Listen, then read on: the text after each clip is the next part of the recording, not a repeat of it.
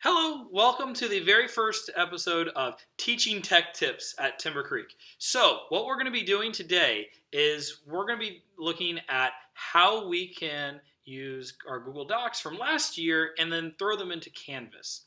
And so I've gotten this request a few times, so we're going to take a look at this and hopefully you find these videos helpful. So let me shrink myself. Now I'm small. Perfect. So I'm going to move myself over here. Boom, boom, boom, boom, boom. And we have our sandbox here. This is just a assignment. If you're going to be using your class, that's great too. I also have my activity guide that I would like to share with my students. I want my students to be able to type in here.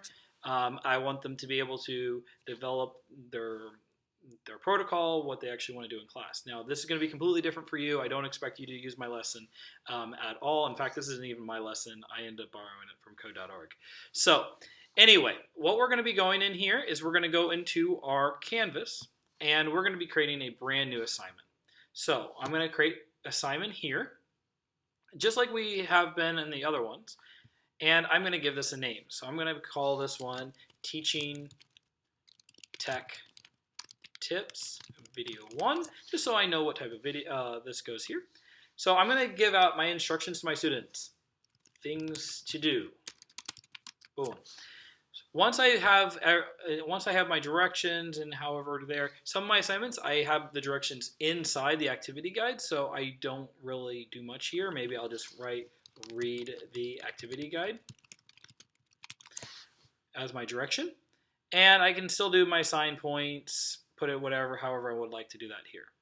Now, the big difference here is doing submission type. Now, before we can do online, on paper, but this external tool allows to make a brand new copy of the Google Doc.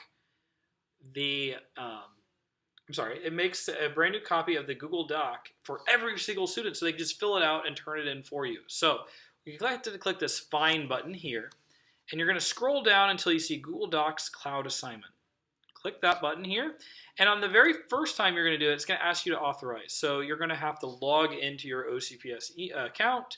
I have learned that if you're in your personal accounts, it does not work. So make sure everything is in here. So I'm just going to scroll down here. I have tons and tons of stuff in here, and it's probably very unorganized, but I found my activity guide. I hit submit. And once I hit submit, I have to select. If I use this X or cancel, it will not work. So I hit select here, and I can hit save. Now there's another option here with load into a new tab. So it'll just show up a link for the students, and you have to click it, and then it'll open up this, but it'll have a turn in button right around here. You can do that, or you can load it inside of here and they just fill it out. Either one works great. We can hit save. And by the way, if you do it internally like this, the students do have the option to load it into a new screen as well. So they can actually click this link and it would load it into a new tab, and they would get the full screen experience. So if you don't click it, it does load up into this little part here. You can stretch that screen around. The students will have a submit button right here, and that's how you're going to get everything, and you'd grade it just like everything else. So I hope that this was very helpful. If you have any requests, please fill out the form. I will include a link in the description of where to fill it out. You have to be an Orange County Public School employee and to submit it, but please make sure, if you would like to share this video, go ahead with anybody you like. Thanks, and have a great day, and happy teaching. Bye.